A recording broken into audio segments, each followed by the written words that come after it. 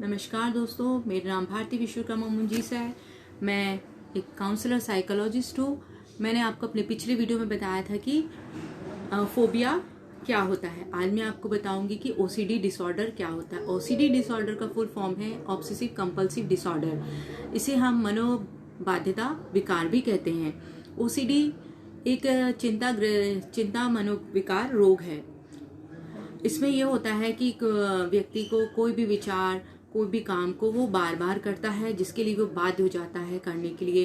कुछ ऐसे काम होते हैं जो बार बार जाके चेक करता है, जांचता है कि अगर हम इसका एग्जांपल लेते हैं तो कुछ लोगों में होता है कि अगर वो लॉक कर दिया है डोर तो उसको बार बार जाके चेक करते हैं कि डोर लॉक है या नहीं है। एक बार तो चलता है, दो बार भी हम कभी कभी खुद भी जाके चेक करते हैं। लेकिन ये जब यही जो चेकिंग है, यही जांच की प्रक्रिया अगर ये कई बार हो जाए, 1 2 3 4 25 बार, 20 बार, 50 बार हो जाए, तो ये ओसीडी का ही सिम्टम्स होता है। और इसमें ये भी होता है कि कुछ विचार जो होते हैं वो आपके मन से, आपके मस्तिष्क से, ब्रेन से जा ही नहीं पाते हैं। वो आपके लगातार आपके ब्रेन में घूमते रहते हैं, आपके मन में। वो जो विचार आप खत्म करना चाहते हैं लेकिन वो हो ही नहीं पाता है, लेकिन वो विचार आता रहता है रेगुलरली, वो आपके दिमाग में घूमता रहता है। तो ये भी ओसीडी का ही एक सिम्टम्स है। इसमें यह होता है कि जब व्यक्ति इससे ग्रसित हो जाता है तो उसमें बेचैनी, चिंता के लक्षण और डर ये इसमें दिखाई देने लगते हैं। अब ओसीडी डिसऑर्डर में होता क्या है, देखिए इसके सिम्टम्स ये हैं कि कुछ व्यक्तियों में जब इसका ये ओसीडी डिसऑर्डर से अगर वो ग्रसित है तो या उसमें इफेक्टेड है तो वो कुछ लोग बहुत सारी वस्तुओं के इकट्ठा शुरू करते हैं, कुछ वस्तुओं का संग्रह करना शुरू कर देते हैं। और कुछ ऐसा रहता है कि कुछ लोग में सेक्सुअली जो विचार होते हैं, थिंकिंग होती है, वो हमेशा चलती रहती है उनके दिमाग में। और कुछ लोग ऐसे होते हैं जिनमें मजहबी मतलब धर्म से जुड़े जो विचार होते हैं रिलेटिव, वो कंटिन्यू चलते रहते हैं। और कुछ लोग में ऐसे था इसका एक मुख्य कारण अगर हम इसका जो वो है कि बार बार हैंड वॉश करना। एक बार हो गया हैंड वॉश करना, कई लोग बार बार हैंड वॉश करते हैं।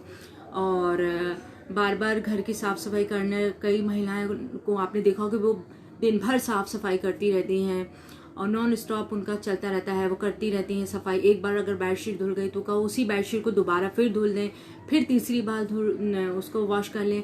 और घर के या तो घर का चबूतरा है या घर के आसपास या घर का इनसाइड का कमरा है या बाहर का है, वो उसे वॉश करती रहती हैं, धुलाई उसकी चालू रहती है।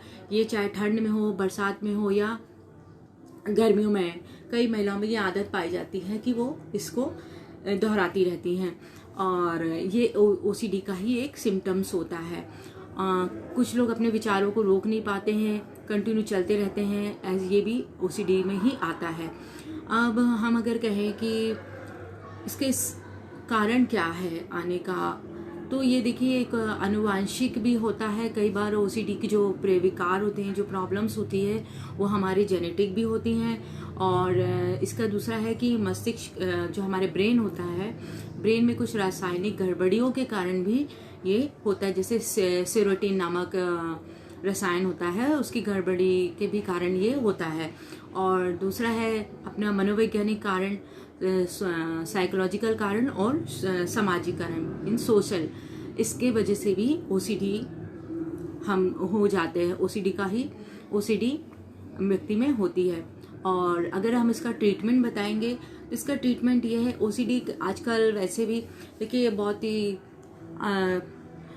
नॉर्मल है। अगर इसका आप ट्रीटमेंट कराते हैं तो इससे साइकेट्रिक के पास जाके जनरली आप इसका ट्रीटमेंट ले सकते हैं। इसके ड्रग्स मिलते हैं, इसके दवाइयाँ मिलती हैं, इसकी मेडिसिन्स हैं और ये लगभग 8 हफ्तों में आपका ओसीडी ठीक हो जाता है। कई लोग इसे बीच में भी छोड़ देते हैं। आप किसी साइकेट्रिक या फिर साइकोलॉजिस्ट के पास या काउंसलर के पास जाके आप इसका ट्रीटमेंट ले सकते हैं वैसे। और इसका साइकोथेरेपी भी होती है। साइकोथेरेपी से भी आप ओसीडी को दूर कर सकते हैं, इस विकार को आप जा सकता है। आपको इसका ट्रीटमेंट हमेशा कंटिन्यू लेना पड़ता है। ऐसा नहीं है कि कई लोग इसको छोड़ देते हैं बीच में, सोचते हैं कोई फ़ायदा नहीं हो रहा है, हम किसी साइकेट्री के पास क्यों जाएं, हम किसी से काउंसलर के पास क्यों जाएं। देखिए, कुछ भी जो रोग होते हैं वो हमारे मन से ही उत्पन्न होते हैं। अगर आपका मन आपके कंट्रोल में नहीं है, आपके विचार आपके कंट्रोल में नहीं है, तो आप नॉर्मली बिल्कुल डायरेक्टली आप किसी भी मानसिक रोग के शिकार हो सकते हैं। तो ज़रूरी है हमारा फिजिकली हेल्थी होना, हमारा मेंटली हेल्थी होना। ये 2 चीज़ें अगर हमारी हेल्थी हैं तो आप किसी भी मानसिक रोग के शिकार नहीं हो सकते हैं। अगर आपको मेरा वीडियो अच्छा लगे तो आप इसे लाइक, सब्सक्राइब और शेयर जरूर करें। तब तक के लिए धन्यवाद।